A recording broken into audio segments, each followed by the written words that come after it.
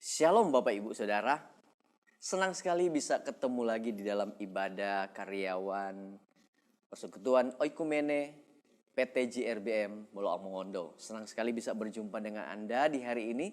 Saya percaya setiap kita yang berkumpul, kita akan mengalami sesuatu dengan Tuhan. Biar Roh Kudus berbicara bagi setiap kita. Dan saya percaya biar firman Tuhan yang dibagikan hari ini akan memberkati Bapak Ibu sekalian. Tapi sebelum kita dengarkan firman Tuhan, mari kita berdoa. Tuhan, terima kasih, kami mengucap syukur padamu Tuhan. Kau begitu baik dalam kehidupan kami. Kalau saat ini kami bisa mendengarkan kembali firman-Mu, kami bisa beribadah. Engkau oleh mengumpulkan setiap kami Tuhan. Sebuah kesempatan yang luar biasa Tuhan. Untuk kami terus bertumbuh di dalam kehendak, di dalam firman-Mu. Terpuji nama-Mu Tuhan. Kami siapkan hati kami, tutup bungkus semua dengan kuasa darah-Mu Tuhan. Hati kami terbuka untuk kebenaran-Mu. Di dalam nama Tuhan Yesus, sembunyikan hamba-Mu di balik salib-Mu. Dalam nama Tuhan Yesus kami berdoa mengucap syukur. Haleluya. Amin. Bapak Ibu Saudara, senang sekali bisa ketemu lagi. Saya percaya Anda dalam keadaan yang sehat. Mungkin keadaan hati kita berbeda-beda. Mungkin dari Bapak Ibu Saudara ada pergumulan yang sedang dihadapi. Tapi percayalah, ketika kita terus mengandalkan Tuhan, maka Tuhan akan selalu menolong kehidupan kita. Mari siapkan hati kita. Mari kita buka sama-sama Alkitab kita di dalam Lukas pasal yang ke-10. Lukas pasal yang ke-10 ayat 13 hingga ayat yang ke-16. Sekali lagi, Lukas pasal yang ke-10 ayat 13 hingga ayat yang ke-16. Kita baca sama-sama. Dan Anda bisa membaca lewat Alkitab Anda. Judulnya ada Yesus mengecam beberapa kota. Ayat 13, celakalah engkau Korazim, celakalah engkau Betsaida, karena jika di Tirus dan di Sidon terjadi mujizat-mujizat yang telah terjadi di tengah-tengah kamu, sudah lama mereka bertobat dan berkabung. Akan tetapi pada waktu penghakiman, tanggungan Tirus dan Sidon akan lebih ringan daripada tanggunganmu.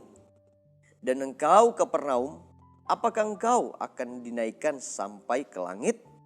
Tidak, kau akan diturunkan sampai ke dunia orang mati. Ayat 16, barang siapa mendengarkan kamu, ia mendengarkan aku.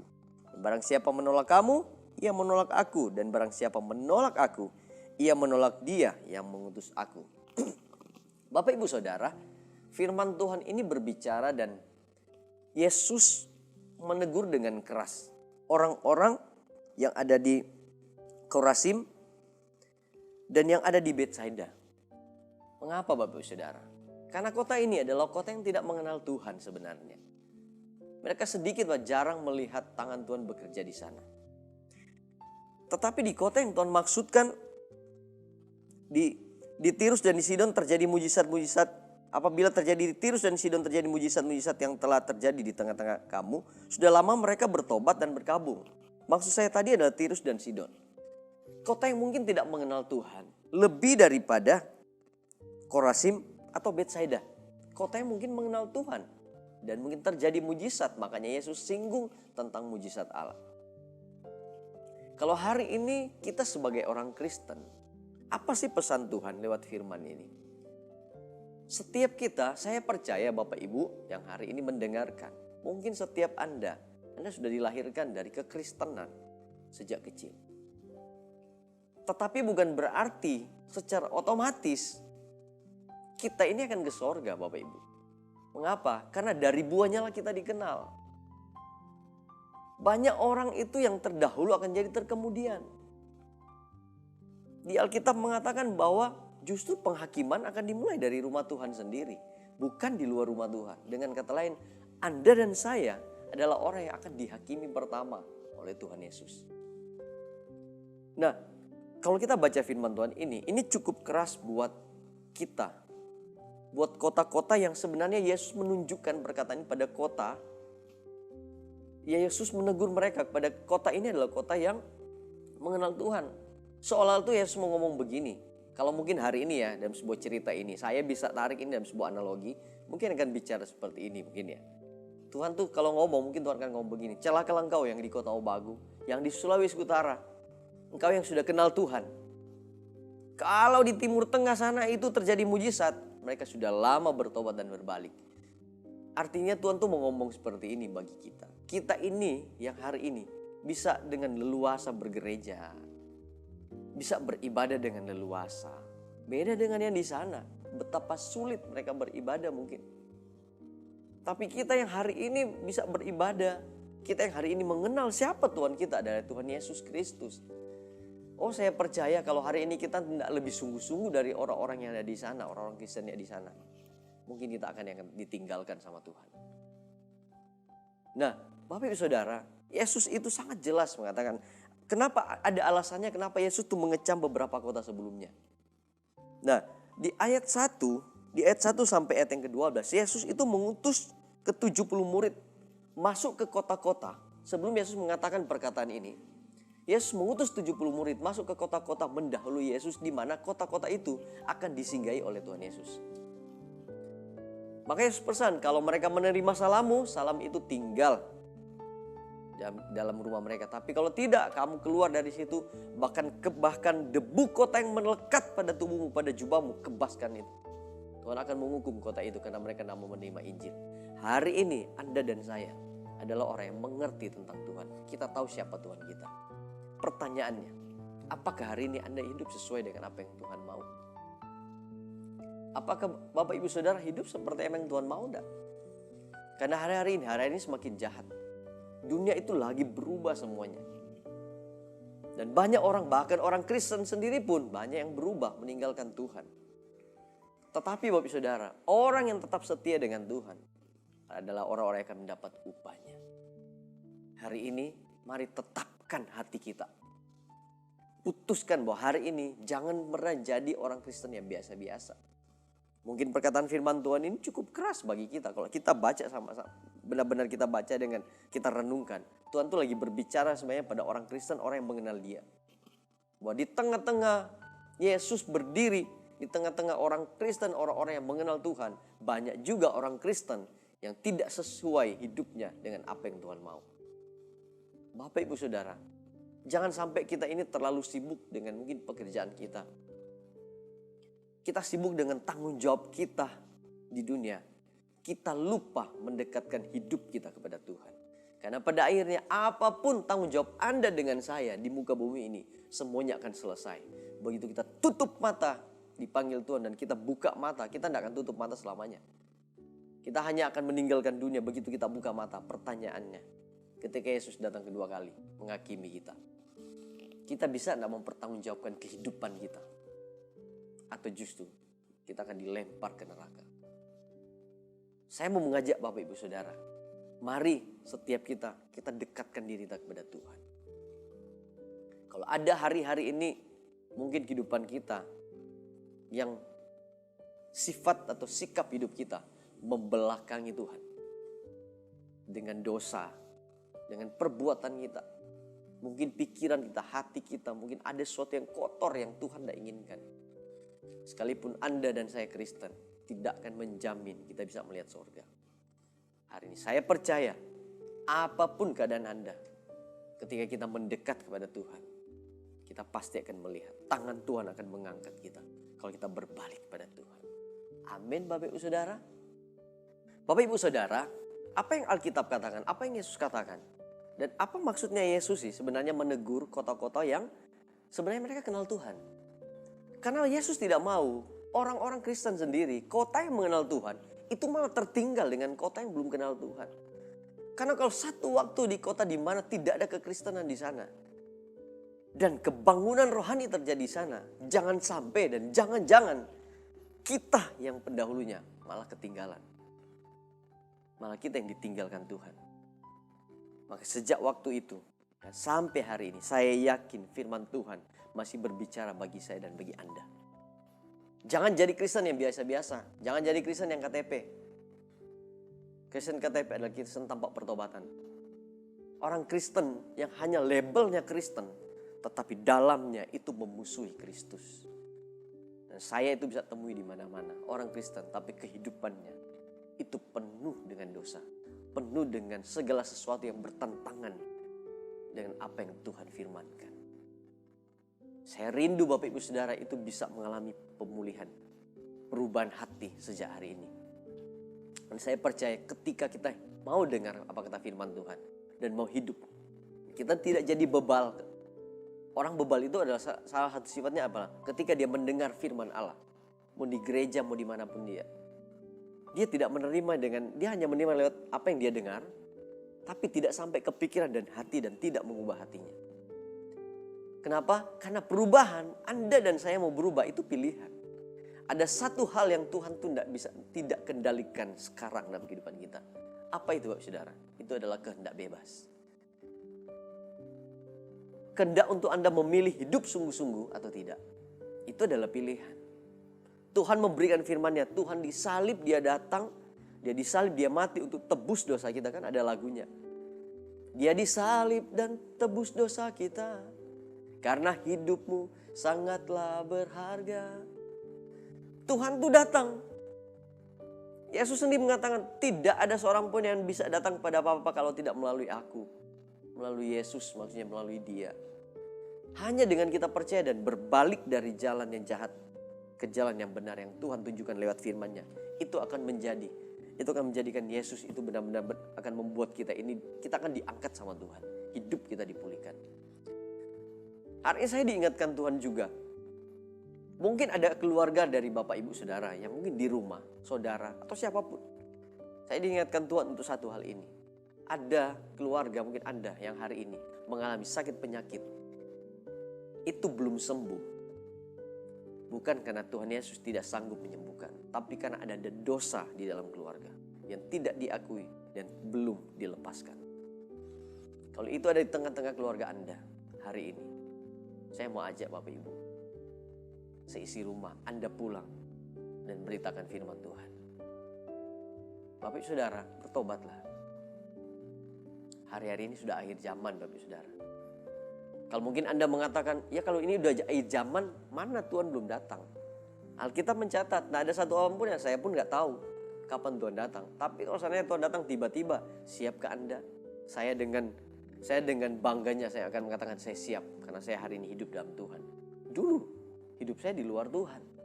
Tetapi Bapak Saudara, ketika saya diselamatkan, saya itu adalah orang yang lahir dari Kristen. Keturunannya sudah Kristen. Tetapi saya menjadi Kristen sejati, Kristen yang sungguh-sungguh, benar-benar orang Kristen, pengikut Kristus, murid Kristus. Itu tahun 2003 ketika saya bertobat. Saya meninggalkan semua kehidupan lama saya. Bulan Desember antara Natal sama tahun baru, tahun 2003. Disitulah saya dibaptis. Saya sendiri memutuskan untuk meninggalkan kehidupan lama saya. Saya taat. Orang-orang sekitar saya pikir, kok mau sungguh-sungguh? Ngapain sungguh-sungguh?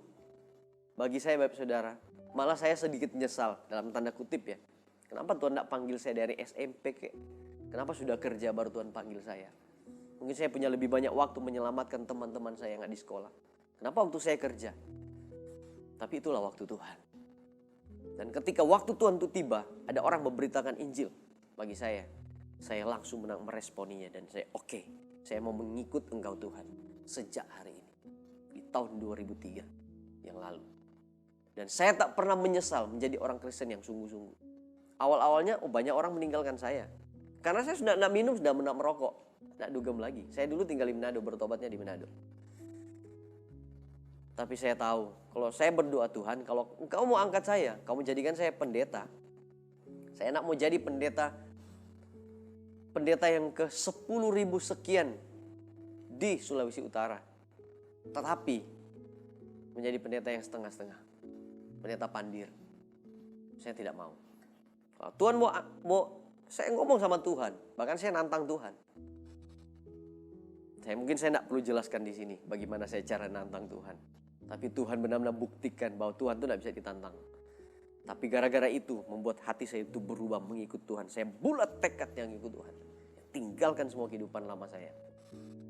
Waktu itu saya masih tetap kerja, tapi saya memutuskan untuk berhenti dari semua dosa saya. Merokok, apalagi minum minuman keras, pergaulan bebas, semuanya saya tinggalkan semuanya. Dan hari ini, setelah hampir 2003, hampir 20 tahun saya bertobat, saya tak pernah menyesal melepaskan masa lalu saya. Karena saya tahu di depan ada masa depan. Yeremia 29 ayat 11, Tuhan tuh merancangkan sesuatu yang terbaik bagi kita untuk masa depan kita. Kalau hari ini kita belum temukan yang terbaik dari Tuhan, jangan-jangan mungkin masih ada dosa yang Anda perlu lepaskan. Kita perlu bertobat agar Tuhan pulihkan keluarga kita. Makanya saya diingatkan tadi sama Tuhan. Bahkan waktu saya mempersiapkan khotbah ini, walaupun Anda mendengarnya ini lewat YouTube atau media sosial, tapi tidak ada yang kebetulan, Bapak Saudara. Ada mungkin keluarga Anda yang hari ini belum mengalami kesembuhan karena ada dosa di dalam keluarga. Berapa waktu yang lalu saya mendoakan seseorang. Ini orang adalah orang yang dulunya cukup dikenal. Mungkin kalau saya sebut Anda kenal, mungkin Ibu Lamongondo. Dia seorang yang dikenal dulu. Tapi satu waktu dia sakit, masuk rumah sakit, saya doakan. Dia ngomong begini, Pak, terima kasih Pak buat doanya. Memang ini sudah waktunya. Pikiran saya harus berubah. Harus mengikut Tuhan dengan sungguh-sungguh. Dulu saya tidak peduli sama Tuhan. Padahal anak-anak saya berdoa juga. Dan saya bilang, Pak, ini sebuah kesempatan. Ada orang yang mengalami di rumah ini, di rumah sakit. Ada orang yang mengalami seperti ini, mungkin sudah mati. Gak ada kesempatan bertobat. Tapi kalau Bapak hari ini masih bernafas, itu sebuah kesempatan. Dan saya tidak tahu kesempatan datang bisa datang lagi tidak dalam kehidupan Anda. Dan mengatakan saya mau sungguh-sungguh dengan Tuhan. Bapak Ibu Saudara, kalau hari ini kita hidup dalam dosa, percayalah ketika Tuhan datang. Atau ketika jangan sampai kita ini dijemput oleh malaikat maut. Lewat peristiwa apa kayak. Begitu kita buka mata, tempat Anda dan saya, mungkin tempat Anda dan keluarga Anda itu beda. Sama-sama Kristen, tapi belum tentu tempat kita di akhir itu sama. Karena Alkitab mengatakan kalau ada dua orang di dalam rumah, yang satu diangkat, satu ditinggal. Kalau ada dua orang di ladang, satu diangkat, satu ditinggal. Kalau itu dua orang, suami istri atau kakak beradik, berarti hari ini pun berlaku bagi setiap kita. Makanya Alkitab ini masih ada. Dan semua apa yang ditulis di Alkitab pasti akan digenapi. Jadi saya tidak ngomong begini. Sekalipun saya pendeta. Waktu kita berhadapan dengan Tuhan, saya tidak ngomong begini. Tuhan, saya gandeng istri saya, anak-anak saya. Kita akan mempertanggungjawabkan sendiri-sendiri di hadapan Tuhan perbuatan kita. Kalau perbuatan kita benar, maka surga yang kekal menanti. Tapi kalau perbuatan kita mengakhiri hidup kita dengan belum sempat bertobat, ya neraka yang kekal juga ya akan kita terima. Dan di sana kita tidak akan pernah mati, kata Alkitab, kata Wahyu. Tidak ada satupun yang akan mati di sana. Kita hanya sementara, hanya lewat di bumi ini. Apalagi kalau kita mungkin sudah 20-an tahun hari ini. Kita tidak bisa hitung kapan waktu kita berakhir.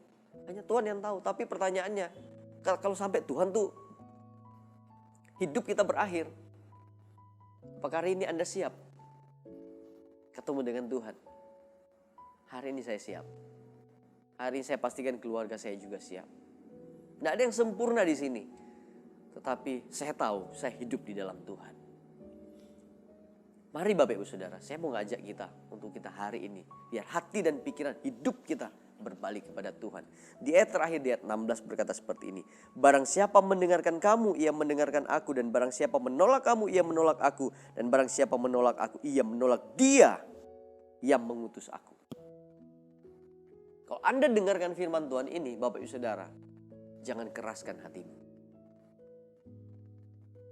Jangan pernah keraskan hati dan telingamu. Lembutkan hatimu. Biar Tuhan memulihkan sebelum terlambat. Sebentar saya akan tuntun Bapak Ibu Saudara dalam doa.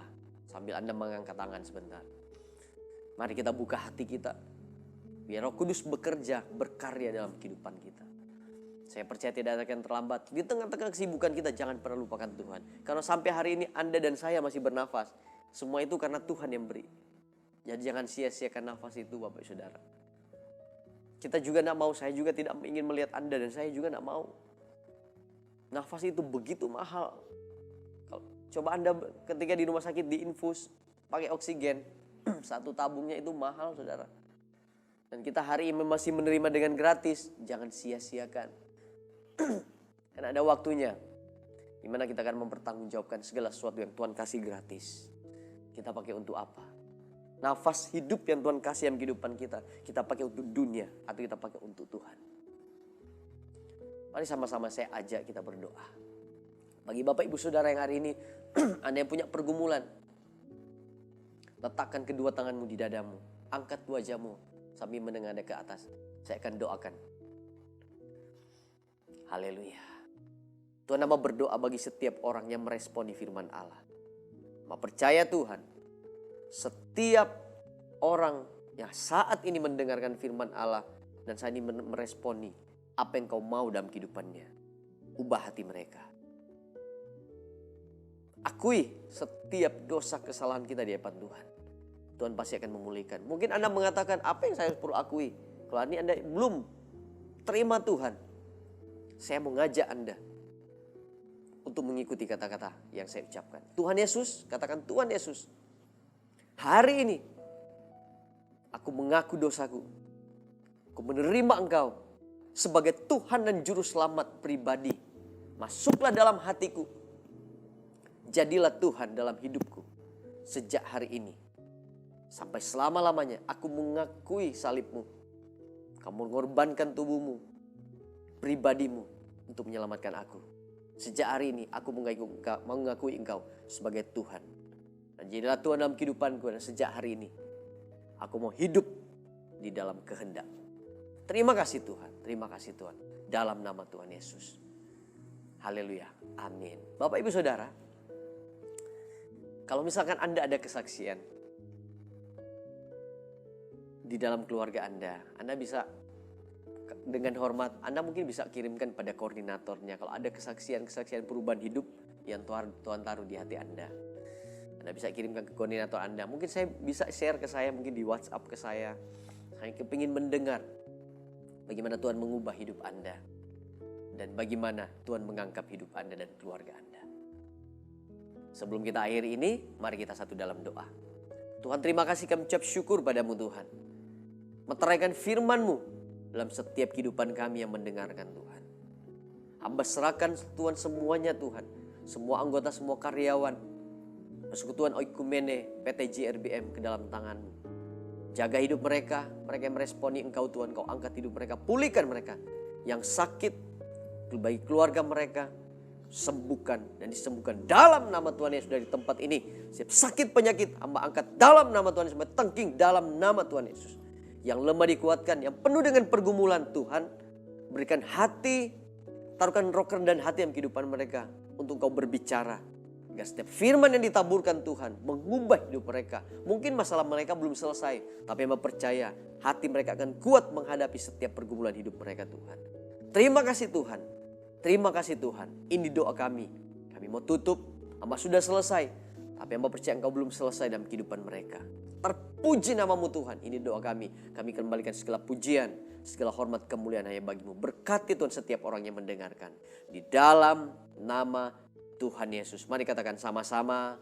Amin. Tuhan Yesus memberkati.